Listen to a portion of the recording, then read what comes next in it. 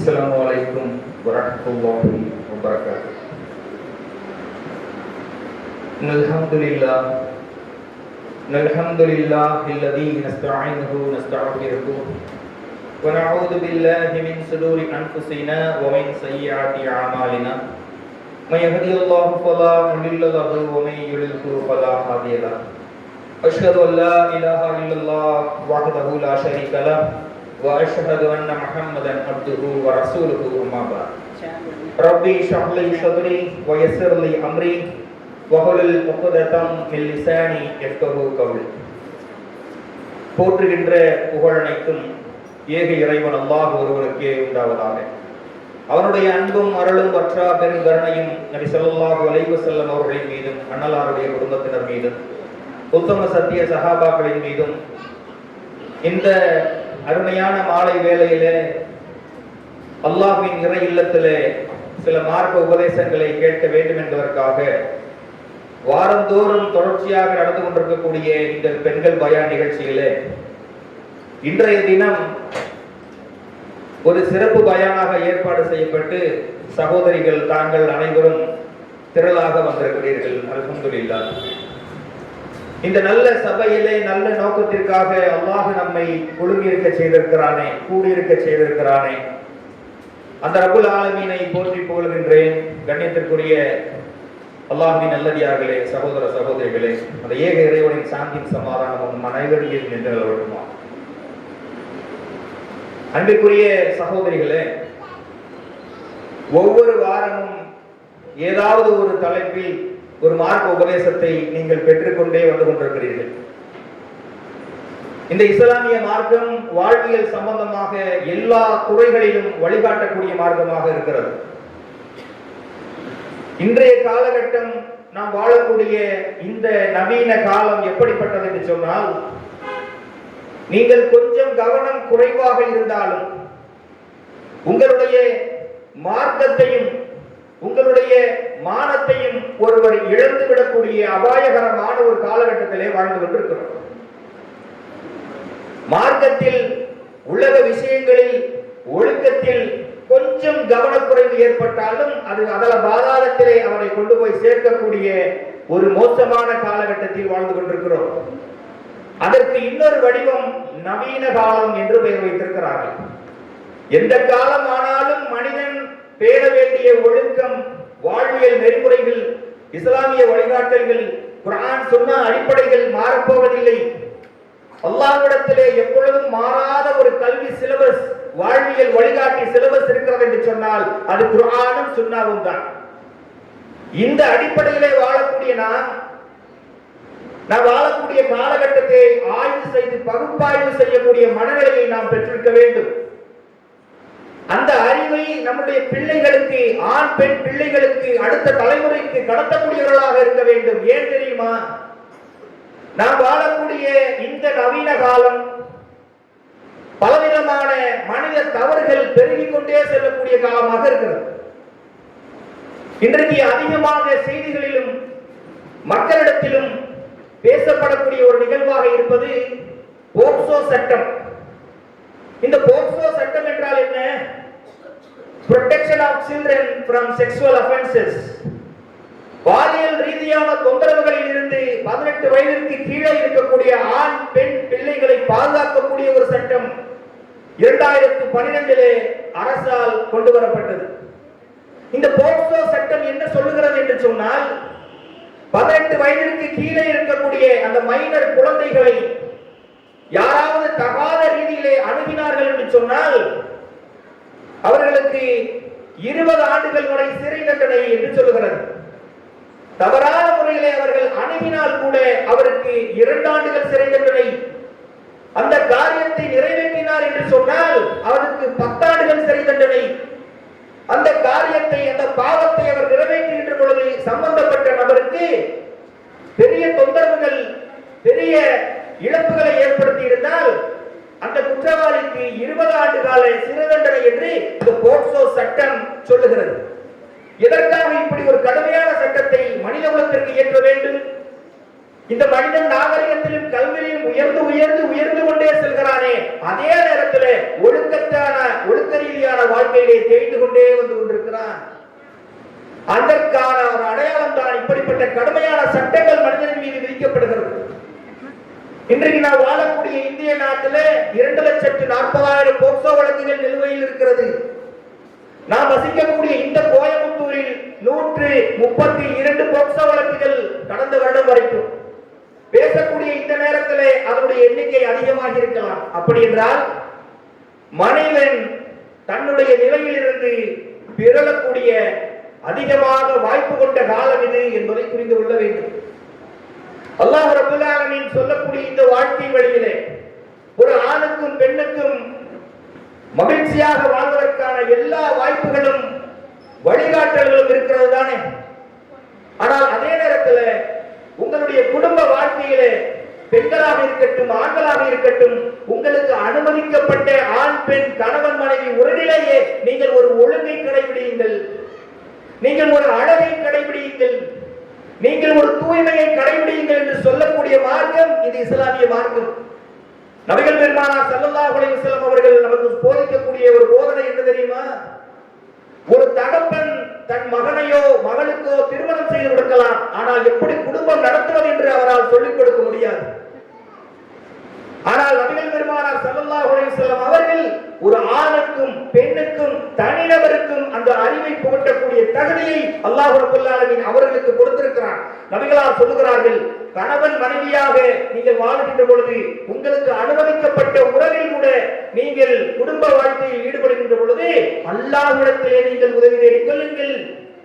பிஸ்மில்லாஹி அல்லாஹும்ம ஜன்னிபின ஷைத்தானே, ஜன்னிபினே ஷைத்தான மாரசக்தனா, இறைவனின் பெயரால் இறைவா எங்களை சைத்தானின் தீண்டுகளில் இருந்து பாதுகாப்பாயாக. இந்த உறவின் மூலம் நீ எங்களுக்கு குழந்தை பேரை தந்தாய் என்று சொன்னால் அவனையும் சைத்தானுடைய தீண்டுதலில் இருந்து பாதுகாப்பாயாக என்று அழகிய பிரார்த்தனையை மேற்கொண்டீர்கள் என்று சொன்னால் அந்த உறவில் அல்லாஹ் உங்களுக்கு நாடி குழந்தையை தந்தான் என்று சொன்னால் சைத்தானால் அந்த குழந்தையை வழிநடத்த முடியாது என்ற பாடத்தை நபிகள் பெருமானார் ஸல்லல்லாஹு அலைஹி வஸல்லம் அவர்கள் சொல்லிக் கொடுத்தார்கள். யாருக்கு இந்த பாடம்? ஹலாலாக அனுமதிக்கப்பட்ட குடும்ப உறவிலேயே இப்படி ஒரு பாடம், இப்படி ஒரு வழிகாட்டுதல். இதற்கு மாற்றமான வழிமுறையை யாராவது தேர்ந்தெடுத்தார் என்று சொன்னால் அதற்கு இந்த மாற்றம் என்ன சொல்லுகிறது என்பதை இன்ஷா அல்லாஹ் பின்னாடி பார்க்க இருக்கிறோம். இன்றைக்கு இந்த போன்ற வழிகேடுகள் அதிகமாக பெருகுவதற்கு காரணம் என்ன என்று சொன்னால் உள்ளத்தை மனிதனுக்கு பக்குவப்படுத்த தெரியவில்லை, உள்ளத்தை அந்த மனிதனுக்கு பயிற்சி அளிக்க தெரியவில்லை. இன்றைக்கு அறிவியல் உலகம் சொல்லுகிறது, சராசரியான ஒரு ஆணுக்கும் பெண்ணுக்கும் ஒரு நாளைக்கு 50,000 முதல் 70,000 சிந்தனைகள் உள்ளத்திலே உதிக்கின்றன. அப்படி 70,000 சிந்தனைகள் உதிக்கின்ற நேரத்தில் 80% சிந்தனைகள் நெகட்டிவ் தாட்ஸ், எதிர்மறையான சிந்தனைகளாகத்தான் இருக்கிறது என்று இன்றைய மாடர்ன் சயின்ஸ் சொல்லுகிறது. அப்ப 70,000 சிந்தனைகளில் 80% இவன் மோசமாக சிந்திக்கக்கூடியவனாக மனிதன் இருக்கிறான் என்று சொன்னால் ஒழுக்கத்தையும் மார்க்கத்தையும் பேணுவது சாதாரணமான விஷயமா? எவ்வளவு கவனமாக இருக்கணும். அந்த கவனத்தை நீங்கள் எப்பொழுதும் கண்காணிப்புடன் இருங்கள் என்று நபிகள் பெருமானார் ஸல்லல்லாஹு அலைஹி வஸல்லம் அவர்களும் இந்த இறுதி வேதமான திருமறை குர்ஆனில் அல்லாஹ் நம்மை எச்சரித்துக் கொண்டே இருக்கிறார். அல்லாஹ் சொல்லுகிறான் பாருங்கள், 91வது அத்தியாயம் 9வது வசனத்தில் ரப்பு சொல்கிறான், கத் அஃப்லஹ மன் ஸக்காஹா, உள்ளத்தை யார் தூய்மைப்படுத்திக் கொள்கிறாரோ அவர் நிச்சயமாக வெற்றி பெற்று விட்டார். அல்லாஹ் டிக்ளேர் பண்ணுகிறான், அவங்க தான் வின்னர்ஸ். உள்ளத்தை யார் தூய்மைப்படுத்திக் கொண்டாரோ அவர் வெற்றி பெற்று விட்டார். வகத் ஹாப மன் தஸ்ஸாஹா, பாவங்களின் மூலமாக தன்னுடைய நஃப்ஸை உள்ளத்தை யார் கலங்கப்படுத்தி விட்டாரோ அவர் நிச்சயமாக தோல்வியடைந்து விட்டார் என்று அல்லாஹ் ரப்பல் ஆலமீன் சொல்லி காட்டுகிறார். யார் வெற்றியாளர்? உள்ளத்தை யார் கட்டுப்படுத்தி பண்படுத்தி பயிற்சி அளித்து வாழ்க்கையை அழகாக நடத்துகிறாரோ அவர் வெற்றியாளர். யார் தோல்வியாளர்? உள்ளத்தை கண்டுகொள்ளாமல் உள்ளம் சொன்ன போக்கில் யார் வாழ்க்கையை ஆணும் பெண்ணும் அமைத்துக் கொள்கிறார்களோ அவர்கள் நிச்சயமாக தோல்வியை தழுவக்கூடியவர்கள் என்று திருமறை குர்ஆன் சொல்லுகிறது. மனிதனை படைத்த ரப்பல் ஆலமீன் சொல்லுகிறான், இந்த மனிதனுடைய உள்ளம் எப்படிப்பட்டது தெரியுமா? நானெல்லாம் ஒரு காக்காய்க்கு கூட துரோகம் செஞ்சது கிடையாது பெரும்பாலும் சொல்லி கேள்விப்பட்டிருப்போம். அல்லாஹ் சொல்லுகிறான், அப்படியெல்லாம் நீ கிடையாதுப்பா. உன் உள்ளம் எப்படிப்பட்டது தெரியுமா? 83வது அத்தியாயம் 14வது வசனத்தில் ரப்பு சொல்கிறான், கல்லா, இந்த மனிதன் நினைப்பது போல கிடையாது. பல்கான அல்லாஹ் குலூபிஹிம் மா கானூ யக்ஸிபூன். இந்த மனிதர்கள் செய்து கொண்டிருந்தவற்றின் காரணமாக அவர்களுடைய உள்ளங்கள் துருப்பிடித்து விட்டன என்று சொல்கிறான். படைத்த ரப்பு கொடுக்கக்கூடிய சர்டிபிகேட் நமக்கு. இவனுடைய உள்ளம் இப்படித்தான் சிந்திக்கும். பெரும்பாலான சிந்தனை துருப்பிடித்து இருக்கக்கூடிய உள்ளத்திற்கு சமமாகத்தான் சிந்தித்துக் கொண்டிருக்கிறான். நம்மளால் தூய்மைவாதம் பேச முடியாது. எல்லா வகையிலும் நான் சுத்தமானவன் என்று சொல்லிக் கொள்ள முடியாது. மேலும் மேலும் மேலும் உள்ளத்தை தூய்மைப்படுத்த முயற்சி எடுக்க வேண்டும் என்று இந்த மார்க்கம் நமக்கு சொல்லித் தருகிறது. நம்மில் பல பேர் இருப்போம், நானெல்லாம் ஒரு முடிவு எடுத்தேன்னு சொன்னா மாறவே மாட்டேன், உறுதியான திடமான ஸ்ட்ராங்கான முடிவெடுப்பேன், டிசிஷன் மேக்கிங்ல என்னை தவிர என் குடும்பத்தில் யாருமே கிடையாது என்று சொல்லக்கூடியவர்கள் இருப்போம். கண்ணியத்திற்குரியவர்களே, நபிகள் நாயகம் ஸல்லல்லாஹு அலைஹி வஸல்லம் அவர்கள் சொல்கிறார்கள், அகமதுல வரக்கூடிய செய்தி, நீங்கள் அப்படிப்பட்ட உள்ளம் கொண்டவர்கள் எல்லாம் கிடையாது. ரசூலுல்லாஹ் சொல்றாங்க பாருங்க, நீங்கள் எப்படிப்பட்ட உள்ளத்தை கொண்டவர்கள் தெரியுமா மனிதர்களே, நம்பிக்கை கொண்ட மக்களே, ஒரு பாலைவனத்தில் கிடக்கக்கூடிய லேசான இறகுக்கு சமமானது உங்களுடைய உள்ளம். ஒரு காற்று அடித்தது என்று சொன்னால் அது எப்படி வேண்டுமானாலும் புரட்டி போட்டுவிடும். எவ்வளவு அழகான உதாரணம் சொல்றாங்க பாருங்க. அதனால ஒழுக்கத்திலும் ஸ்ட்ராங்கா இருக்கணும்னு நம்ம நினைச்சிடக்கூடாது. தீமையை செய்யக்கூடியவனும் தீமையிலேயே இருப்பான் என்று நினைத்து விடக்கூடாது. ஏகத்துவம் என்னிடத்தில் இருக்கின்றது என்பதற்காக இறுதி வரை அதிலேயே நிலைத்திருப்பேன் என்றும் கேரண்டி கிடையாது. வழிகேட்டில் இருக்கிறான், அவன் நேர்வழி பெற மாட்டான் என்று முடிவுக்கும் வரக்கூடாது. யாரையும் நீ ஜட்ஜ்மெண்ட் பண்ணாத இஸ்லாம் சொல்லி தருகிறது. நமக்கு நாலு விஷயம் தெரியுமா? நாளை அல்லாஹ் அவருக்கு தெரிய வைப்பான், நம்மை விட நேர்வழிக்கு செல்ல வைப்பான். உள்ளம் எப்படிப்பட்டது? இலகுவான இறகை விட லேசானதை காற்றடித்தால் பலவக்கம் புரண்டு போய்விடும் என்று அல்லாஹ்வின் தூதர் ஸல்லல்லாஹு அலைஹி வஸல்லம் அவர்கள் சொல்கிறார்கள். இந்த உள்ளத்தை பாதுகாப்பதற்காகத்தான் அல்லாஹ்வின் தூதர் அதிகமாக பிரார்த்தனை செய்திருக்கிறார். சகோதரர்களே, அல்லாஹ்வின் தூதருடைய உள்ளம் அவ்வளவு பலவீனமானதா? மார்க்கத்தை உலகத்திற்கு சொல்லிக் கொடுத்த ஞானத்தின் பல்கலைக்கழகம் அல்லவா அல்லாஹ்வின் தூதர். தன்னுடைய உள்ளத்திற்கான பாதுகாப்பை அல்லாஹ்விடத்தில் அதிகமாக கேட்டார்கள் என்று யார் அறிவிக்கிறார்கள்? அல்லாஹ்வின் தூதரிடத்திலே சிறு வயதிலே பணிவிடைக்காக சேர்ந்த அனஸ் ரலியல்லாஹு அன்ஹு அவர்கள் அறிவிக்கிறார்கள். ரசூலுல்லாஹ் அடிக்கடி துஆ கேட்பார்களாம், யா அல்லாஹ், ஆசைப்படக்கூடிய உள்ளத்திலிருந்து என்னை பாதுகாப்பாயாக, அடங்காத உள்ளத்திலிருந்து என்னை பாதுகாப்பாயாக. உள்ளம் ஆசை கொண்டு கொண்டது என்று சொன்னால் உலகத்தில் எங்கோ உங்களை அடித்து சென்றுவிடும். அடங்காத உள்ளமாக இருந்தது என்று சொன்னால், திருப்தி கொள்ளாத உள்ளமாக இருந்தது என்று சொன்னால் அல்லாஹ்வையே நீங்கள் மறுக்கக்கூடிய நிலைக்கு உங்களை தள்ளிவிடும். என்னை மட்டும் ஏன் அல்லாஹ் சோதிச்சுக்கிட்டே இருக்கான்? கேட்கிறோமா இல்லையா? வேற யாரும் கிடைக்கலையா என்று குஃப்ரிலே சொல்லக்கூடிய வார்த்தைகளை சொல்லக்கூடிய மக்களாக மாறிவிடுவோம். யாருக்கு? உள்ளத்தை பண்படுத்த தெரியாத மக்களுக்கு. ரசூலுல்லாஹ் சொல்றாங்க, ஆசைப்படக்கூடிய அதிகமான ஆசைப்படக்கூடிய உள்ளத்தில் இருந்தும் அடங்காத உள்ளத்தில் இருந்தும் யா அல்லாஹ் உன்னிடத்திலே பாதுகாப்பு தேடுகிறேன் என்று சொல்லக்கூடியவர்களாக இருந்தார்கள். மேலும் இன்னொரு துஆவையும் அதிகமாக கேட்டிருக்கிறார்கள் என்று அனஸ் ரலியல்லாஹு அன்ஹு அவர்கள் சொல்கிறார்கள், யா முகல்லிபல் குலூபி சப்பித் கல்பி அலா தீனிக். உள்ளங்களை புரட்டக்கூடிய என் இறைவனே, என்னுடைய உள்ளத்தை இந்த மார்க்கத்திலேயே நிலைத்திருக்க செய்வாயாக என்று கேட்ட அழகான துஆ. தினந்தோறும் நம்ம கேட்க வேண்டும் சகோதரிகளே. கேட்கின்றோமா? ஏன்? உள்ளத்தை பக்குவப்படுத்துவதற்கு ஒரு தனி கவனத்தை கொடுக்கணும். நாம என்ன நினைக்கிறோம்? நான் சரியா தான் இருக்கேன், நான் சொல்றதும் செய்யறதும் சிந்திக்கிறதும் சரிதான் நினைக்கிறோம். கணவனிடத்தில் பேசுகின்ற பொழுது என் கருத்து சரிதான் நினைக்கிறோம். குழந்தைகளிடத்தில் பேசுகின்ற பொழுது என் கருத்து சரிதான் நினைக்கிறோம். ஆனால் என்னை விட கற்றவர் என்னுடைய கருத்தை கேட்கின்ற பொழுது அவருக்கு எப்படி இது ரிஃப்ளெக்ட் ஆகும் என்பதை நாம் யோசிக்க மறந்து விடுகிறோம். அல்லாஹ்வின் தூதர் ஸல்லல்லாஹு அலைஹி வஸல்லம் அவர்கள் சொன்னார், உடம்பிலே ஒரு சதை துண்டு இருக்கிறது. அந்த சதை துண்டு சீர்பெற்று விட்டால் உடல் மொத்தமும் சீர்பெற்றுவிடும். அந்த சதை துண்டு சீர்கெட்டு விட்டால் உடல் முழுவதும் சீர்கெட்டுவிடும் என்று அல்லாஹ்வின் தூதர் ஸல்லல்லாஹு அலைஹி வஸல்லம் அவர்கள் சொன்னார்கள். எது என்று கேட்ட பொழுது அதுதான் உள்ளம் என்று சொன்னார்கள். உள்ளம்தான் சகோதரர்களே மிக முக்கியமாக பாதுகாக்கப்பட வேண்டிய, அதிகமாக பயிற்சி அளிக்கப்பட வேண்டிய, தினந்தோறும் பண்படுத்தக்கூடிய ஒரு விஷயமாக இருக்கிறது. இன்றைக்கு இந்த உள்ளம் பாதுகாக்கப்படாததற்கு இன்னொரு காரணம், நாம வாழக்கூடிய வாழக்கூடிய இந்த காலம் சோசியல் மீடியாவினுடைய காலம். நீங்கள் எதையெல்லாம் வேண்டும் என்று நினைக்கிறீர்களோ அதையெல்லாம் உங்கள் கைகளுக்குள்ளே கொண்டு வரக்கூடிய காலம். நீங்கள் நினைக்காததையும் கைகளுக்குள்ளே கொண்டு வரக்கூடிய ஒரு காலம். அப்ப இந்த மார்க்கம் நமக்கு சொல்லுகிறது, கவனமாக இருந்து கொள்ளுங்கள். உள்ளம் உங்களுக்கு சீரழிந்து விட்டால், சீர்கெட்டு விட்டால் இம்மை வாழ்க்கையையும் அழித்து விடுவீர்கள், மறுமையிலும் நீங்கள் தோற்று விடுவீர்கள் என்று இந்த மார்க்கம் நமக்கு எச்சரிக்கை செய்கிறது. சகோதரிகளே, மார்க்கத்திலே நிலைத்திருப்பதற்காக எல்லா நேரமும் மார்க்க செய்திகளோடும் பயான்களோடும் திருமறை குர்ஆனோடும் சிறந்த ஹதீஸ்களோடும் நல்லதை பேசக்கூடிய நட்புகளோடும் உங்களுடைய நேரத்தை செலவழியுங்கள். ரொம்ப முக்கியம். இறைவன் எனக்கு பொருளாதாரத்தை கொடுத்து விட்டான் என்று சொல்லி நவீன பொருளாதாரத்தில் கேஜெட்ஸ்களை வாங்கிக் கொண்டு விலையுயர்ந்த செல்போன்களையும் ஆடம்பர பொருள்களையும் வாங்கிக் கொண்டு நேரத்தை சைத்தானுடைய வழியிலே செலவழிக்கிறோமே, உள்ளம் கெட்டுவிட்டது என்று எழுதி வைத்துக் கொள்ளுங்கள். அதே பொருளாதாரத்தை வைத்து நீங்கள் இறைவழியிலே பல கோணங்கள் இருக்கிறது செலவழிப்பதற்காக, அதில் நீங்கள் மகிழ்ச்சி அடைவதற்காக கொடுத்து பாருங்கள். அது ஒரு போதை, அது ஒரு மகிழ்ச்சி. அல்லாஹ்வின் பாதையில் கொடுத்து பாருங்கள் சகோதரிகளே. இந்த சுவையை அறிந்தீர்கள் என்று சொன்னால் உள்ளத்தினுடைய ஈமான் அதிகரித்துக் கொண்டே இருக்கும் என்று பண்பாட்டை இஸ்லாம் நமக்கு சொல்லித் தருகிறது.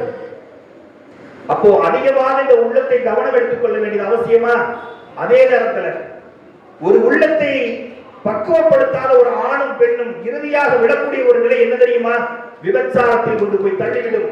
இரண்டு விஷயங்கள் நடக்கும்.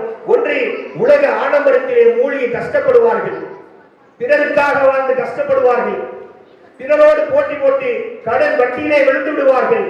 இன்னொன்று, நப்சை கட்டுப்படுத்தாமல் அவர்கள் விபச்சாரத்தின் பக்கம் விழுந்து விடுவார்கள். இது ஆணுக்கும் விதிவிலக்கல்ல, பெண்ணுக்கும் விதிவிலக்கல்ல. கவனமாக இருந்து கொள்ளுங்கள் என்று உள்ளத்தை பக்குவப்படுத்தக்கூடிய அதே வேளையில இஸ்லாம் சொல்லித் தருகிறது. அதற்கான வழிமுறைகளையும் உங்களுக்கு இந்த மார்க்கம் சொல்லித் தருகிறது என்று நாம பார்க்கிறோம்.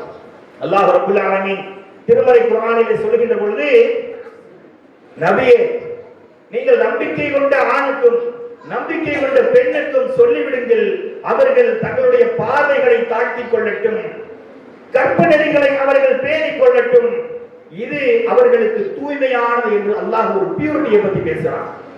எது தூய்மை? எதிலிருந்து பார்வையை தாழ்த்தணும்? பார்க்க கூடாதவற்றிலிருந்து பார்வையை தாழ்த்தணும். ஏன் தெரியுமா சகோதரர்களே? அல்லாஹ் ரப்பல் ஆலமீன் முதல் கதவை இதை பிடிச்சு சாத்துறான். உள்ளத்தின் சிந்தனை என்பது உங்களுடைய கண்களில் இருந்து தான் ஆரம்பிக்கும். உள்ளத்தின் கதவு என்பது கண்கள் தான். நீங்கள் எந்த காட்சியை பார்க்கிறீர்களோ, எது உங்களுக்கு கண்களுக்கு தெரிகிறதோ அதுதான் உள்ளத்தினுடைய ஆசையாக செயல்பாடாக மாறுகிறது.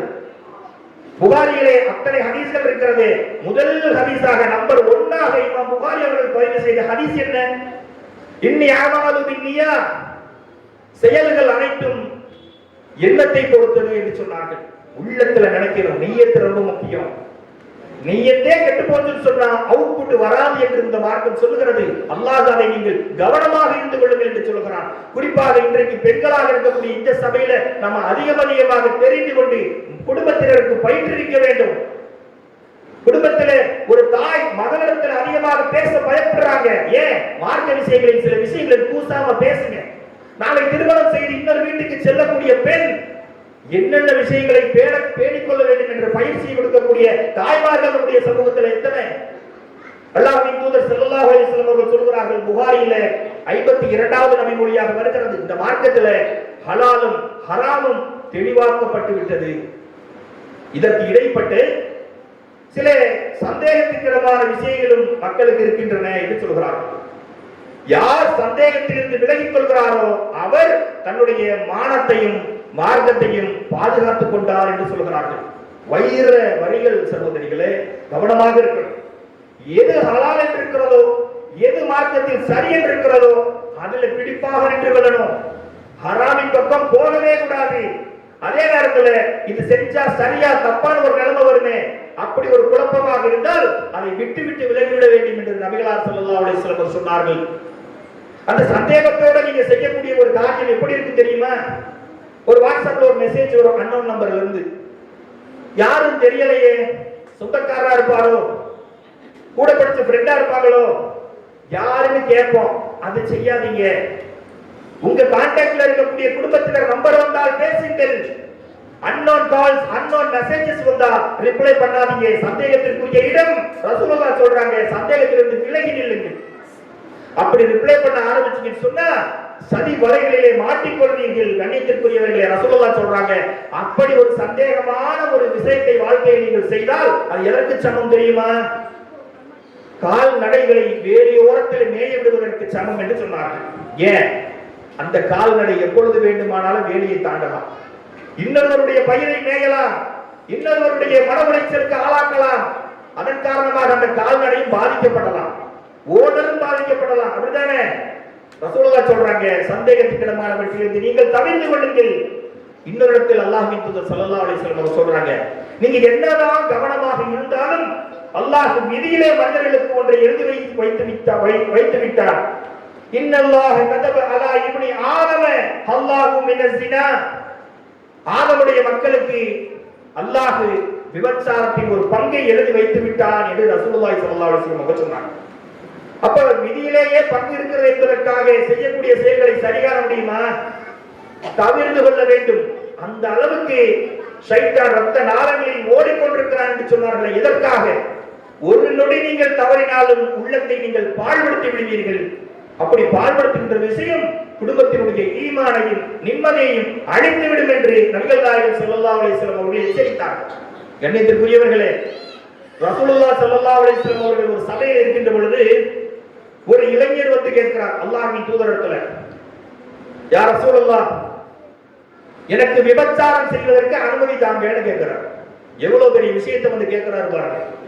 அந்த காலத்தில் இருந்த மக்களுடைய மனநிலையை பாருங்க.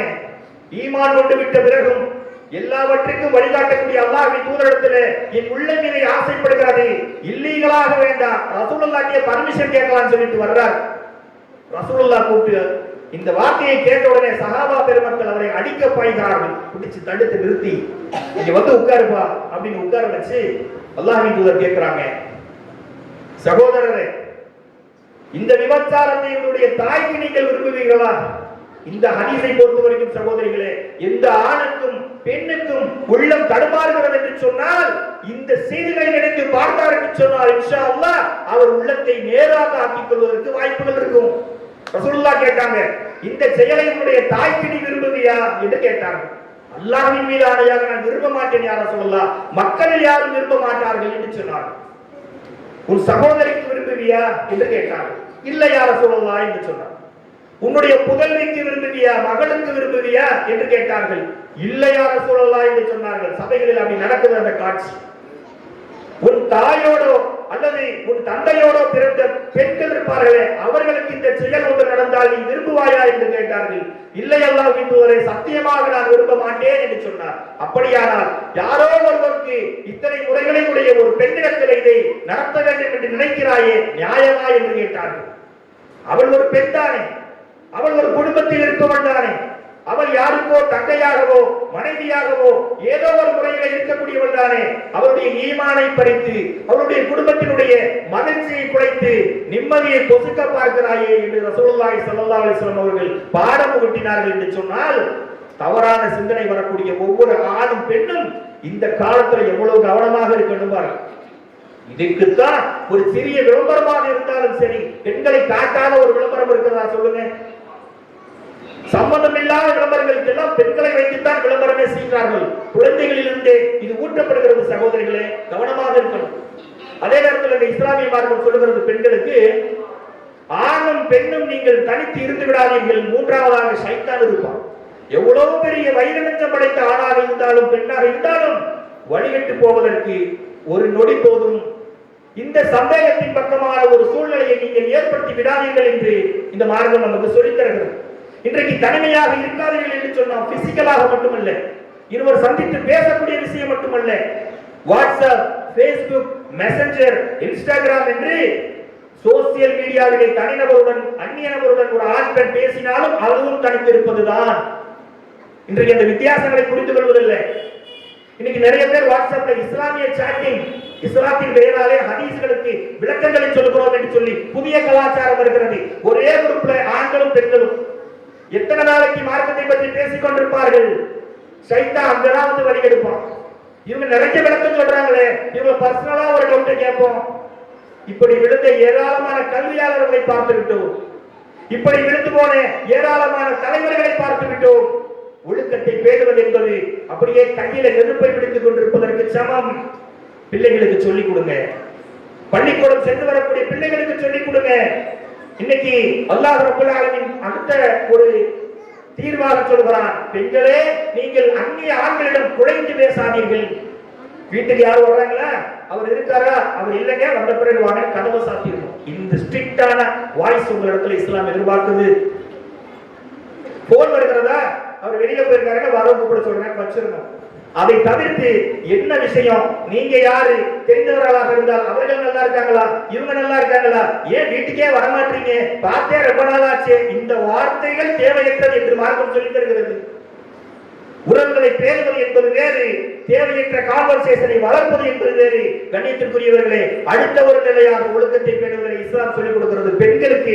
ரசூலுல்லாஹி ஸல்லல்லாஹு அலைஹி வஸல்லம் அவர்கள் சொன்னார்கள், புகாரியில் 5195வது செய்தியாக பார்க்க முடியும், உங்கள் கணவன்மார்கள் ஊரில் இருக்கின்ற பொழுது, உள்ளூரில் இருக்கின்ற பொழுது நீங்கள் சுன்னத்தான நபிலான நோன்புகளை கூட அவர்கள் அனுமதி இல்லாமல் வைக்காதீர்கள் என்று சொன்னார்கள் அண்ணல் பெருமானார் ஸல்லல்லாஹு அலைஹி வஸல்லம். நோன்பு வைக்கிறது நல்லதுதானே, அது ஒரு இபாதத்து தானே. இதை தடுப்பது போல ரசூலுல்லாஹ் சொல்றாங்களே நம்ம நினைக்கலாம். சுன்னத்தான நோன்பு வைக்கிறேன், நஃபிலான நோன்பு வைக்கிறேன்னு சொல்லி சொல்லி சொல்லிக்கிட்டே இருந்தீங்கன்னு வைங்க, தன்னுடைய உடல் தேவைக்காக கணவர் உங்களிடத்தில் அழுகின்ற பொழுது ஒரு 10 முறை இந்த வார்த்தையை சொல்லிட்டாங்கன்னு வைங்க, நோன்பு வச்சிருக்கேங்க நோன்பு வச்சிருக்கேங்கன்னு சொன்னால் அந்த ஆணுடைய உள்ளம் தடுமாறி அவன் வேறு ஒரு பாதையை தேர்ந்தெடுக்க நேரிடும். சிந்திச்சு பார்த்தால் மிகப்பெரிய உலகில் இருக்கிறது, மிகப்பெரிய வாழ்வியல் இருக்கிறது. அல்லாஹ்வின் தூதர் சுருங்க சொல்லி நிறைவான பொருளுடைய வார்த்தைகளை சொல்லி இருக்கிறார்கள். கணவன் உள்ளூர்ல இருக்கும் போது, ஏங்க நோன்பு வைக்க போறேன், வைக்கட்டுமான்னு கேளுங்க, உங்களுடைய அன்பு பலப்படும். இதை நீங்கள் திரும்ப திரும்ப சொல்லுகின்ற பொழுது அவர் அந்த தேவைக்காக மாற்று வழியை தேர்ந்தெடுத்தார் என்று சொன்னால் அந்த கதவை, மோசமான பாதையை திறந்து விட்டதற்கு நீங்களே காரணமாக்கி விடுவீர்கள் என்று குடும்பத்துக்குள்ளே தேடக்கூடிய ஒழுங்கு. அப்படிப்பட்ட காலத்துல வாழ்றோம். அன்னைக்கே ரசூலுல்லாஹி சொன்னார்கள் என்று சொன்னால் இன்றைக்கு மனிதனுடைய கண்கள் அலையக்கூடிய அலைச்சல் என்ன தெரியுமா? கவனமாக இருந்து கொள்ள வேண்டும் சகோதரிகளே. இந்த விஷயங்கள் மார்க்கம் நமக்கு சொல்லித் தருகிறது. பிள்ளைகளுக்கு முக்கியமாக சொல்லுங்கள். இங்கு வந்திருக்கக்கூடிய நீங்கள் வராத சகோதரிகளுக்கு எடுத்துச் சொல்லுங்கள். குடும்பவியலையும் வாழ்வியலையும் அதனுடைய சைக்காலஜியும் இஸ்லாத்தை தவிர யாராலும் தெல்ல தெளிவாக எடுத்து சொல்ல முடியாது என்பதை மிக தெளிவாக தெரிந்து கொள்ளுங்கள். அந்நிய ஆண்களை வீட்டுக்குள்ளே அனுமதிக்க கூடாதுன்னு இஸ்லாம் சொல்கிறது. அந்நிய அண்ணா யாரு? யாருமே தெரியாத ஒருத்தரா? அப்படி இல்லை. குடும்பத்தில் நம்முடைய கணவன்மார்கள் மகரமான ஆண்கள் இல்லாத நேரத்தில் உறவினர்கள், தூரத்து உறவினர்கள் என்று சொல்லிக் கொண்டு வந்தால் கூட இமிடியேட்டா அந்த சூழ்நிலையை மாற்ற வேண்டும் என்று இஸ்லாம் சொல்லிக் கொடுக்கிறது. இன்றைக்கு இருக்கக்கூடிய உள்ளத்தை பக்குவப்படுத்தாமல் நடக்கக்கூடிய இன்னொரு மிகப்பெரிய முக்கியமான ஒரு மோசமான செய்தி ஆடை அணிவது. அல்லாஹ்வின் தூதர் ஸல்லல்லாஹு அலைஹி வஸல்லம் அவர்கள் சொன்னார்கள், முஸ்லிம்ல 4316வது ஹதீஸிலே நீங்கள் பார்க்க முடியும், மெல்லிய ஆடை அணிந்து ஆண்களை கவர்வதற்காக சபைகளிலே நடக்கக்கூடிய பெண்கள் சுவனத்தின் வாடையை கூட நுகரமாட்டார்கள் என்று அல்லாஹ்வின் தூதர் ஸல்லல்லாஹு அலைஹி வஸல்லம் அவர்கள் சொன்னார்கள். கண்ணியத்திற்குரியவர்களே, இதை கேட்டுவிட்டு பெரும்பாலும் கடந்து போயிருப்போம். அந்த மெல்லிய ஆடை எது? என்னைக்காவது யோசிச்சு பார்த்திருக்கோமா? இன்னைக்கு லெக்கின் என்ற பெயரில் பெண்களுக்கு அதிகமாக அறிமுகப்படுத்தக்கூடிய இருப்பதிலேயே மெல்லிய ஆடை, சீர்கெட்ட ஆடை அந்த லெக்கின் கலாச்சாரம் தான்.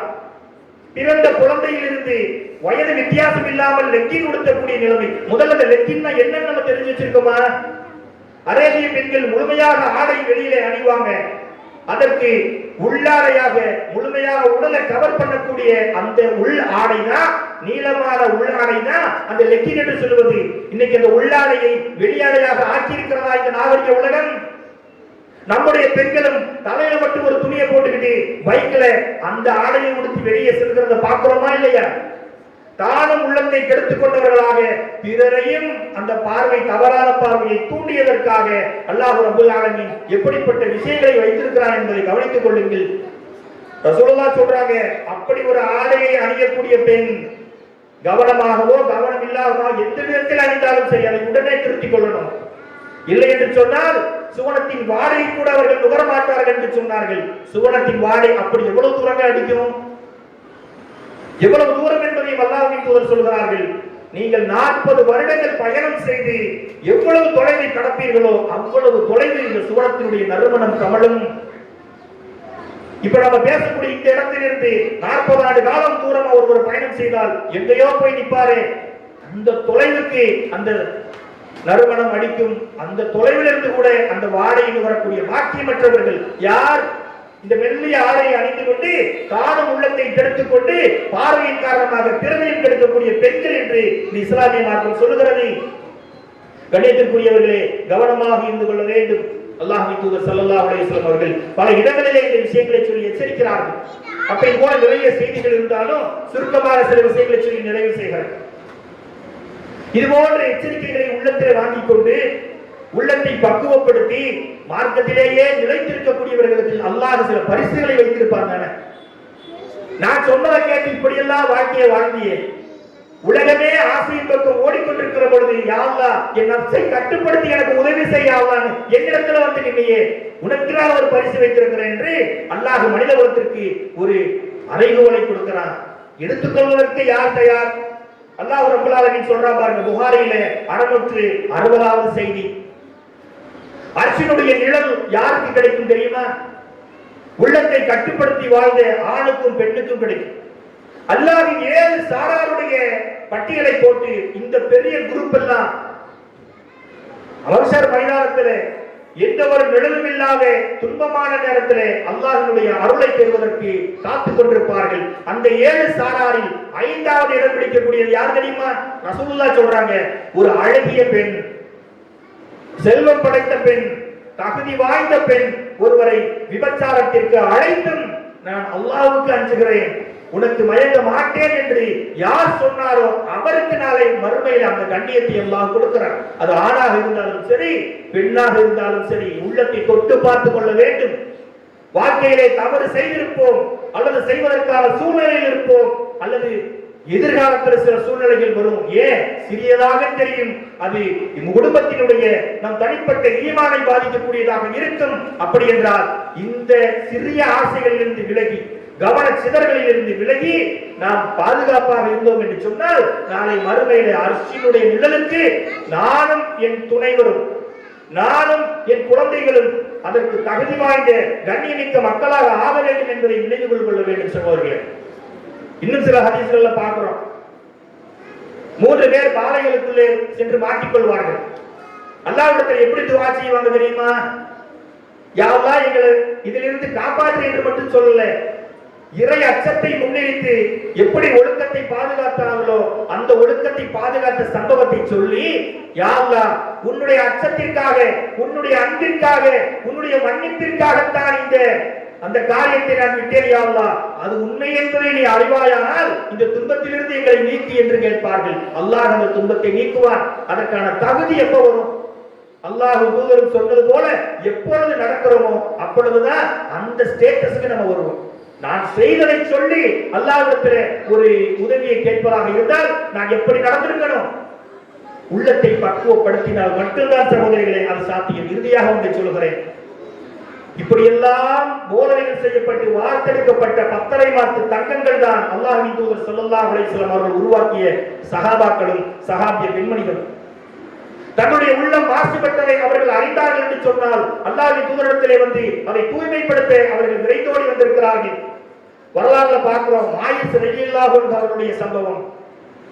அல்லாஹ்வின் தூதரிடத்திலே வந்து அல்லாஹ்வின் தூதரே என்னை தூய்மைப்படுத்துங்கள் என்று சொல்கிறார்கள். ரசூலுல்லாஹ் கேட்கிறாங்க, எதிலிருந்து மாயிஸை உங்களை தூய்மைப்படுத்தணும்? சொல்லுகின்ற பொழுது யா ரசூலுல்லாஹ் நான் விபச்சாரம் செய்து விட்டேன், வழி தவறி விட்டேன், என் உள்ளத்தை கலக்கப்படுத்தி விட்டேன், என்னை தூய்மைப்படுத்துங்கள் யா ரசூலுல்லாஹ் என்கிறார்கள். அப்பொழுது என்ன காலம்? விபச்சாரத்தினுடைய சட்டம் இறங்கிய காலம். இஸ்லாத்தினுடைய ஷரியாவுடைய சட்டம் என்ன? திருமணமானவர்கள் விபச்சாரம் செய்தால் கல்லறி தண்டனை கொடுத்து இஸ்லாமிய அரசு அவர்களுக்கு மரண தண்டனை நிறைவேற்ற வேண்டும். திருமணம் ஆகாதவர்களாக இருந்தால் 100 சவுக்கடிகள் கசையடிகள் கொடுக்க வேண்டும். ஆனால் உடம்பு 5 சவுக்கடிக்கு தாங்காது. இவ்வளவு கடுமையான தண்டனை.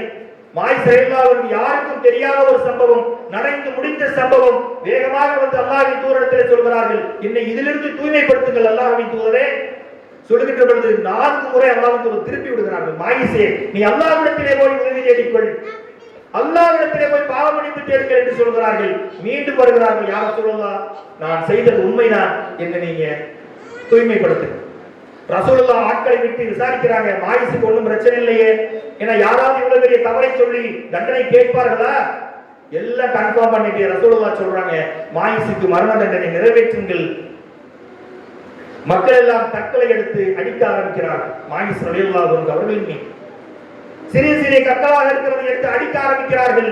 ஒரு கட்டத்தில் மாயிஸ் ரலியல்லாஹு அன்ஹு அவர்கள் ஓட ஆரம்பிக்கிறார்கள். மக்கள் எல்லாம் துரத்தி கொண்டு கற்களை எடுத்து வீசி அடித்துக் கொண்டே ஓடுகிறார்கள். ஒரு பாறைகள் நிறைந்த மேட்டு பகுதியிலே சென்று மாயிஸ் ரலியல்லாஹு அன்ஹு அவர்கள் நிற்கிறார்கள்.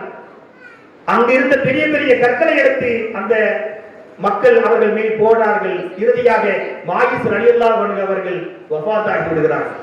சட்டம் நிறைவேற்றப்படுகிறது. அன்பிற்குரியவர்களே, இந்த நிகழ்ச்சியை பற்றி மக்கள் விதவிதமாக பேசுகிறார்கள். மாயிஸ் எப்படிப்பட்ட காரியம் செய்து விட்டார் என்று ஒரு கூட்டம் பேசுகிறது. இது சரி தவறு என்று ஒரு கூட்டம் பேசுகிறது. அல்லாஹ்வின் தூதர் ஸல்லல்லாஹு அலைஹி வஸல்லம் அவர்கள் முற்றுப்புள்ளி வைத்தார்கள். மக்களே, நீங்கள் உங்களுடைய கருத்தை நிறுத்துங்கள். மாயிஸ் அழகான முறையிலே தன்னுடைய உள்ளத்தை தூய்மைப்படுத்திக் கொண்டார். மாயிஸ் அழகான முறையிலே அல்லாஹ்விடத்திலே அவர் பாவ மன்னிப்பை தேடிக்கொண்டார். சொல்லிவிட்டு ரசூலுல்லாஹ் சொன்னாங்க, மாயிஸ் என்ற ஒரு மனிதருக்கு கிடைத்த அந்த பாவ மன்னிப்பு ஒட்டுமொத்த சமூகத்திற்கும் பிரித்து கொடுத்தாலும் அது போதுமானதாக இருக்கும் என்று சொன்னார். ஒட்டுமொத்த சமூக மக்களுக்குமான பாவத்திற்கான பரிகாரமாக ஒருவருக்கு கிடைத்தது மாயிஸ் ரலியல்லாஹு அன்ஹு அவர்களுக்கு. அவருடைய உள்ளம் என்ன? அல்லாஹ்வுக்கு நேர்மையாக இருக்கணும், அல்லாஹ்வுக்கு தூய்மையாக இருக்கணும். அதே நேரத்தில் மக்களுக்கு பயப்படக்கூடாது, மக்களுடைய புகழுக்காகவும் மரியாதைக்காகவும் மார்க்கத்தை விட்டுவிடக் கூடாது. அல்லாஹ்விடத்தில் நேர்மையாக இருந்து கொள்ள வேண்டும். அதற்கு மறுமைக்கு என்னுடைய உள்ளம் தூய்மையாக இருக்க வேண்டும் என்று ஆசைப்பட்டார்கள்.